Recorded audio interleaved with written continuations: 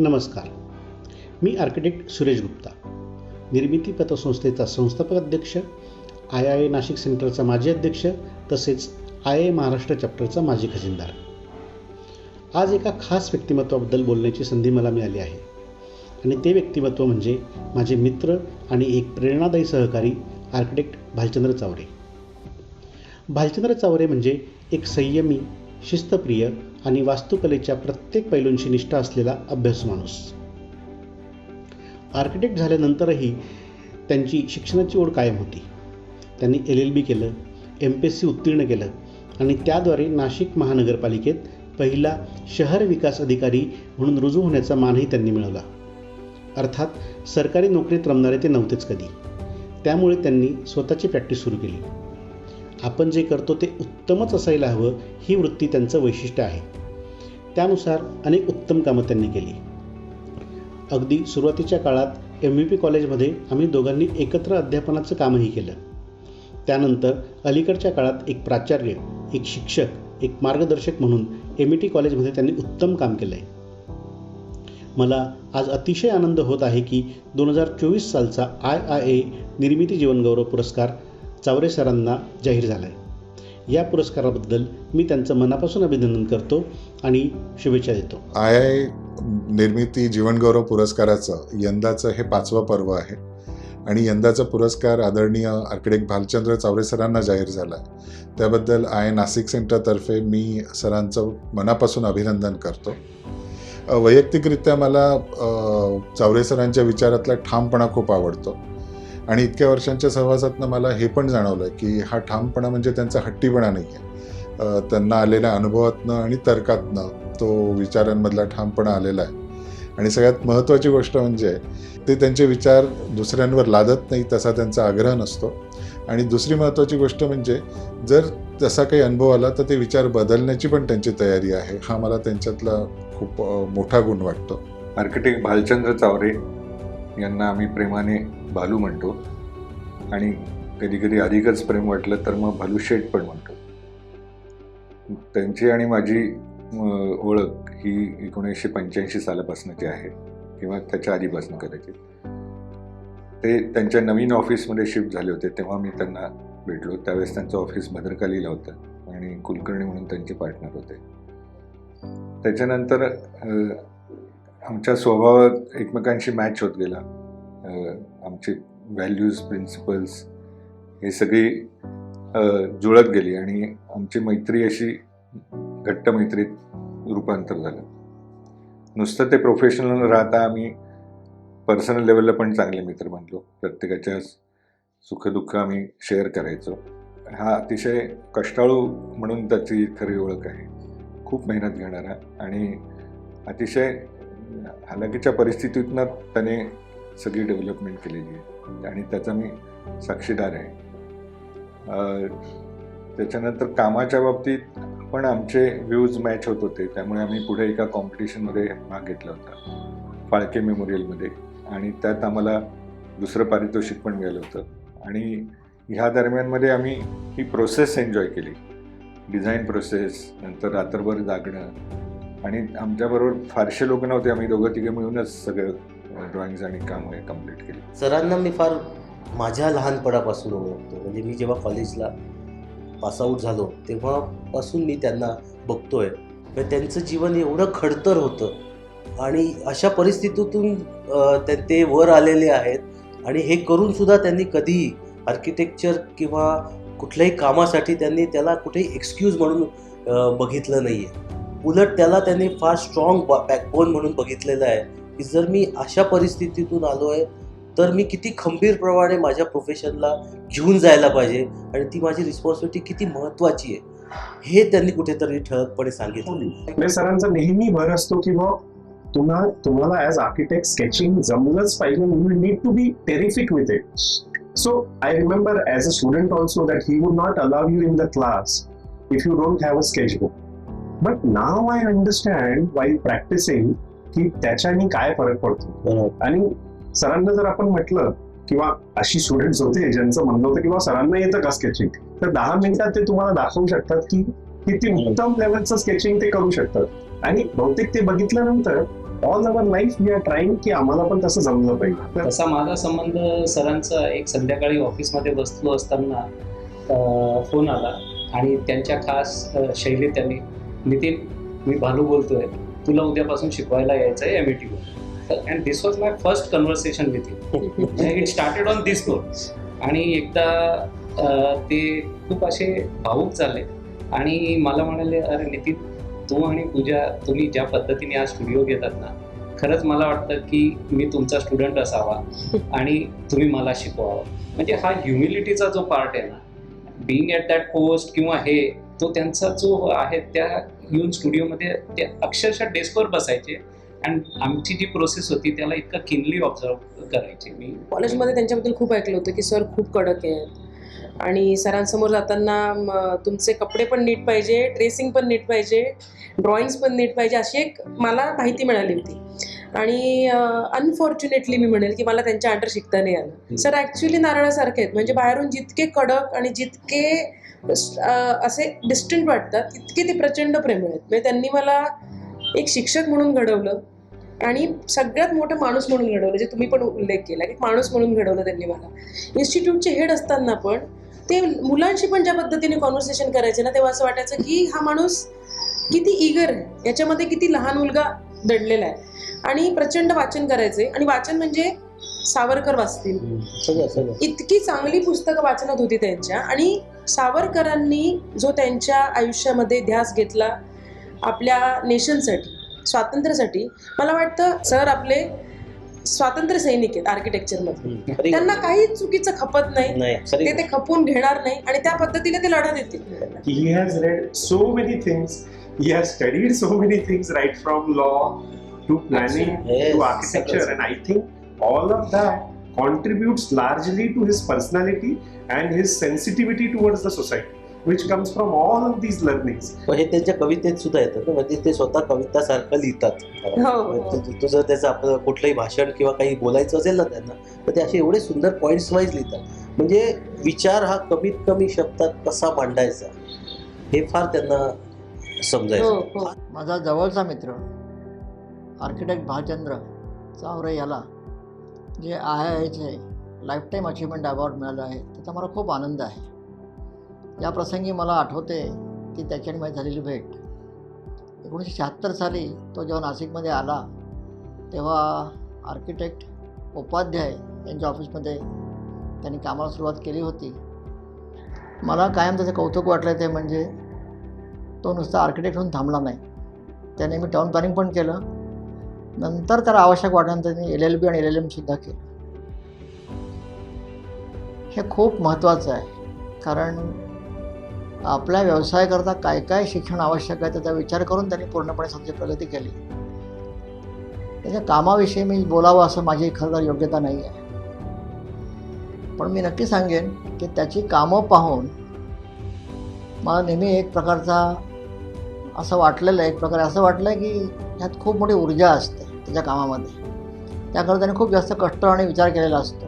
भालचंद्रविषयी सांगायचं म्हटलं तर अतिशय कष्टाळू, प्रतिकूल परिस्थितीतून न डगमगता शांतपणे मार्ग काढणारा, पण खूप भावनिक असणारा माझा मित्र.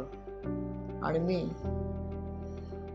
यात स्वभावात खूप फरक आहे, पण त्याचा जो स्वभाव आहे त्याच्यामुळेच त्याने इतकं चांगलं यश मिळवलं आहे असं मला वाटतं. बालपण तर माझं काय ह्याच्यातच गेलं. ZPची शाळा होती. पुढे आम्ही दौंडला आलो, तिथल्या शाळेत गेले. मोठी शाळा होती फार, म्हणजे प्रचंड मोठी होती ती, म्हणजे जवळजवळ 8-10 तुकड्या असायच्या एकेका वैत्याच्या. तिथे शिकायला मिळाल्यावर मला तर वाटलं यार अजून काय पाहिजे, काय दिसतंय गाव, काय छान. नाहीतर आमचं पानशेत म्हणजे आदिवासी एरिया आहे, तिथं मी सायकल पण पाहिलेली नव्हती. आणि दुसरं जर बालपण म्हटलं तर तसं बालपण माझं संपन्न अवस्थेतच चाललं होतं. माझे वडील चांगल्या ठिकाणी नोकरीला होते, म्हणजे ते स्क्रेपर ऑपरेटर होते. ही माझ्या जन्मापासूनची ती मला वाटतं 1ली-2रीत असेपर्यंत अवस्था होती. ते स्क्रेपर ऑपरेटर होते, त्यांचा पगार चांगला होता, म्हणजे डेप्युटी इंजिनियर वगैरे सारखा पगार होता. घरात एक नोकरीची जी संपन्नता असते ना ती होती. पण आमचं दुर्दैव तिथं असं झालं, ते आमचंच दुर्दैव नाही, अख्ख्या महाराष्ट्राचं दुर्दैव होतं ते. पानशेत डॅम फुटला, आम्ही त्यावेळेला पानशेत डॅमला राहत होतो. आणि त्यानंतर मात्र जी आमची वाताहत झाली, मी अत्यंत करुण अवस्थेत माझा रडणारा बाप पाहिलेला आहे. आणि त्यापासून जी आमची अधोगती झाली किंवा आम्ही एका ह्याच्यावर हे झालो, त्यावेळेला मी माझ्या आईवडिलांची जी अवस्था पाहिली ती करुणा अवस्था होती. स्क्रेपर ऑपरेटर माणूस कुठे मिक्सर मशीनवर काम करतो, 1 रुपया रोज मिळत नाही, 26 दिवसाचे पैसे मिळतात. तरी पण तुम्हाला याच्यात एक सांगतो, माझी आई जी होती ती धैर्यशील होती. त्याही याच्यात तिने आमच्या संसाराचा गाडा सगळा ओढला. आमच्या घरातला प्रत्येक सदस्य काम करत होता. पुढे मग तिथून निघालो मी, माझं मॅट्रिक झालं. मणिभाई देसांनी माझी राहायची सोय केली होती, जेवायची केली होती. पण माझ्या सुदैवाने मला अनाथ विद्यार्थीगृह, म्हणजे आता ज्याला पुणे विद्यार्थीगृह म्हणून ओळखतात, तिथे माझी सोय झाली. बस मग माझी मजा. पायी जायचं अभिनवला, पायी यायचं. खायला चांगलं मिळायचं, गरम गरम मिळायचं, भरपेट मिळायचं, खायला मिळतंय, झोपायला मिळतंय. आर्किटेक्चरमधला अभ्यास तर इतका सुंदर आहे ना की स्वप्नवत आहे. हो, स्वप्नवत आहे. म्हणजे तो आपला पिच्छा नाही पुरवत, आपण त्याचा पिच्छा पुरवतो. माझ्या अभिग्रहात एक पद्धत होती की 9:30ला लाईट बंद व्हायचे, म्हणजे तो खटका ओढला की सगळंच बंद, फक्त स्टेअरकेसचे लाईट, आणि ते टंगस्टनचेच होते. त्याच्या खाली बसून मी माझा अभ्यास करायचो. माझं आर्किटेक्चरचा आमचा 6 वर्षाचा कोर्स होता. त्यातली 5 वर्ष कॉलेज आणि 1 वर्ष आमची प्रोफेशनल प्रॅक्टिस होती. मी नाशिकला प्रोफेशनल प्रॅक्टिसला आलो आणि त्यावेळेला जवळजवळ 12-13 महिने मी काम केलं इथे. शेवटच्या 1-2 महिन्यात माझी हिच्या माहेरच्या हिच्या भावाशी थोडीशी ओळख झाली, मैत्री झाली. त्यांचं काही काम करायचं तेवढं मी केलं. त्यामुळं मला तसे नाशिकमध्ये कोणी ओळखीचे नसल्यामुळे फारसे मी यांच्या घरी गेलो. आणि घरी गेलो, एमईला असताना कधी आलो की मी जायचो यायचो असं असायचं. मग एमईहून मी इथे आल्यावर, एमई माझं पूर्ण झालं पोस्ट ग्रॅज्युएशन, त्यानंतर मी नाशिकला यायला लागलो. माझं जाणं येणं सगळीकडेच होतं, तसं यांच्या घरी होतं. Nothing was special. मी एकदा हिला सरळ विचारलं, मला लग्न करायचं होतं, तू करायचं आहे का तुला माझ्याबरोबर? बरं, मला काही धंदाच नव्हता, माझं पोस्ट ग्रॅज्युएशन झालं, सगळं झालं होतं, मी खुश होतो. माझे मित्र पण म्हणायचे 50% आयुष्यात तुला जे मिळायचं ते मिळवून टाकलं. मला ते 50% वगैरे कळत नव्हतं, पण म्हटलं आता दुसरा अजेंडाच नाही, आता लग्नच करायचं आपल्याला. अ मॅन ऑफ प्रिन्सिपल्स आणि अ फादरली फिगर असं मी त्यांना म्हणू शकते. असे आहेत आमचे चावरे सर.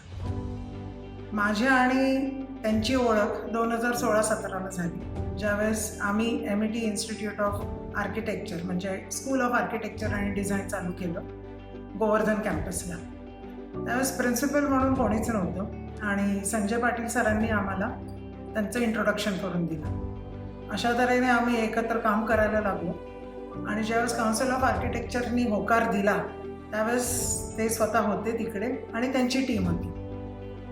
ही इन्स्टिट्यूट चालू करण्याचा उद्देश आमचा एक क्रिएटिव्हिटी आणि एक हेरिटेज कल्चर कुठेतरी नाशिकमध्ये आहे आणि ते आपण आपल्या कॅम्पसमध्ये आणलं पाहिजे आणि मुलांपर्यंत पोहोचवलं पाहिजे, म्हणून आमचं हे उद्देश होता, हा उद्देश होता. आणि त्याच्यात चावरे सरांनी भर घातली. ते आणि त्यांची टीम, बरेचसे आर्किटेक्ट्स आले, सगळ्यांनी एकमेकांना साथ दिली आणि ती इन्स्टिट्यूट उभारण्यात ती सुरुवात झाली. 7-8 वर्ष आम्ही एकत्र काम केलं. त्यांचे प्रिन्सिपल्स मी जसं सांगते, द मॅन ऑफ प्रिन्सिपल म्हणजे ते खरोखरच त्या तत्व आणि त्यांच्या त्या सिस्टीम्स त्या स्कूलला कॉलेजला तर लागू करायचेच, पण स्वतः आणि बाकीच्यांबरोबर ज्यावेळेस ते बोलत असतात त्यावेळेस ते आम्हाला सांगायचे की बाबा या तत्वाने वागणं गरजेचं आहे. त्याच्यानंतर ती सिस्टीम रुजवायला आमच्या मनात आणि बाकीच्यांच्या मनात आम्ही एवढे फिट झालो होतो की बाबा आम्हाला तसंच वागायचं आहे. त्यांच्या बोलण्याची पद्धत आणि मराठी अक्षर, कारण ते लिखाण खूप करायचे आणि जर मलाही काही लिखाणात कुठेतरी मला प्रॉब्लेम आला तर मग मी त्यांनाही विचारायचे. So talking about Chavre sir, I would say I knew him since the past almost 25 years as a student also. But when I joined MET School of Architecture and Design in 2018, I started knowing him as a mentor, as a guide, as a father figure. I just wish him very good health, happiness, and lots of blessed days with his grandchildren, his family, and with all of us. Chaware साहेबांनी मला आदर्श अभियंता बनवलंय. माझ्याकडे डिग्रीच्या विद्यापीठाच्या सर्टिफिकेटपेक्षा चावरे साहेबांची degree माझ्यासाठी महत्वाची आहे. हो, आपल्याला तुला सांगतो म्हणजे स्वच्छतेची आवड, गाडी स्वच्छ करण्याच्या बाबतीतली 100%. आवड आम्हाला केवळ आणि केवळ सरांमुळे लागली. सरांबरोबर जेव्हा मी महानगरपालिकेत जायचो ना, तर तिथला एक्झिक्युटिव्ह इंजिनियर हा उठून उभा राहायचा, 1 मिनटं सर आतमध्ये आले आणि मग बसायचं. आणि सर आहे ना, आपला एखादा टेक्निकल मुद्दा असायचा ना, तर तो खूप म्हणजे त्याला पुस्तकाचा आधार घेऊन, नियमांचा आधार घेऊन खूप चांगला हे व्हायचा.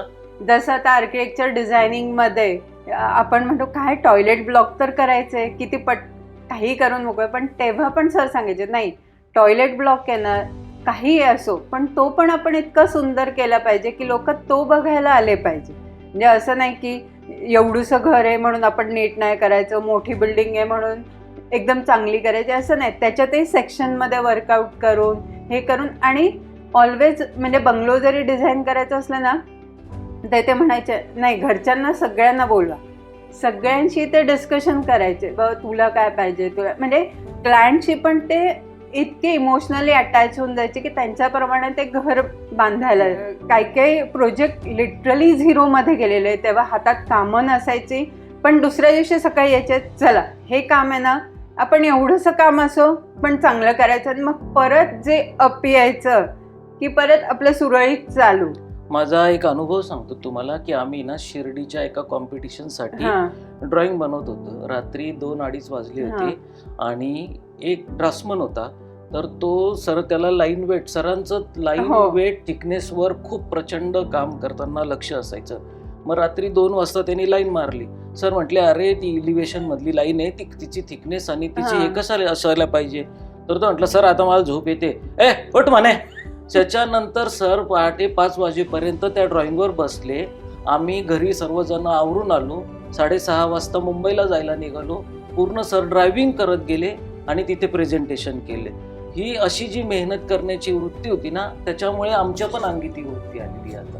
आणि कसं असायचं की सर आहे ना, सहजपणे बोलताना, एखादी गोष्ट समजावून सांगताना तो फॉर्म कसा असायला पाहिजे, शेप कसा असायला पाहिजे, एखाद्या गोष्टीची कलर संगती कसा असायला पाहिजे, वास्तुशास्त्र बघताना क्लायमेटॉलॉजी कशी बघायला पाहिजे, याच्यावर सहजबत्त्या सांगायचे आणि त्या पद्धतीने आपल्या आयुष्यात इम्प्लिमेंट होत गेले. आणि सरांनी व्यक्तिगत याच्यामध्ये पर्सनॅलिटी डेव्हलप करताना, म्हणजे सर अत्यंत गरीब घराण्यातून आले होते, पण सरांचं ड्रेसिंग, सरांची शूज घालण्याची पद्धत, मग सरांनी आम्हाला आमच्यामध्ये पण चांगल्या पद्धतीने कसं असायला पाहिजे. आणि आजही त्या सरांच्या व्यक्तिमत्वाचा प्रभाव आमच्या आयुष्यावर आहे. म्हणजे मी आणि भाऊ, आम्ही तर सरांसाठी एकदम म्हणजे बाहेर पण लोक सांगतात की अरे ही जोडी म्हणजे चावरे सरांकडली एकदम फेमस जोडी. नमस्कार, मी गणेश बच्छाव. मी चावरे सरांना साधारण 7 ते 8 वर्षांपासून ओळखतो आणि तेव्हापासून मी त्यांचा एक्सरसाइज घेतो. ह्या व्यक्तिमत्वाबद्दल सांगण्याची गोष्ट अशी आहे की त्यांच्या ज्या कामातलं जे सातत्य आहे ते तर मी अहोरात्र बघतच आलो. आणि आत्ता म्हणजे मी जेव्हा त्यांचं एक्सरसाइज वगैरे घेतो त्याच्यानुसार पण मी बघतो की जी त्यांच्यातली त्या व्यायाम करण्याचं जे सातत्य त्यांनी मिळवलेलं आहे, आणि प्रत्येक दिवशी जी व्यक्ती अशी फ्रेश तुम्हाला भेटते आणि तुम्हाला साधारणपणे त्या गोष्टीला एक चालना द्यावी, किंवा तुम्हाला स्वतःला सुद्धा ह्या व्यक्तीला भेटल्यानंतर असं वाटतं की अरे आपण इतकी चांगली व्यक्ती, एक चांगलं व्यक्तिमत्व आहे आणि त्याचा आपण व्यायाम घ्यावा. खरं तर सगळ्यांना असं वाटतं की माझे बाबा खूप कडक आहेत.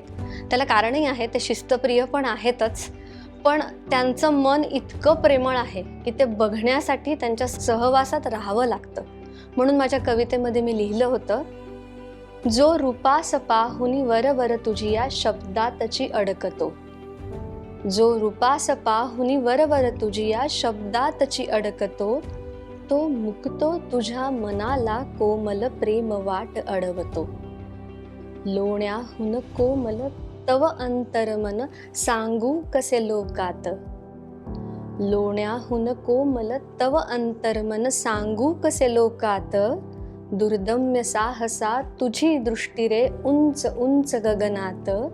दुर्दम्य साहसा तुझी दृष्टी रे उंच उंच गगनात. 2012-13च्या दरम्यान मी ऑफिसमध्ये बाबांबरोबर जॉईन झालो आणि तेव्हापासून मी त्यांच्याबरोबर काम करायला चालू केलं.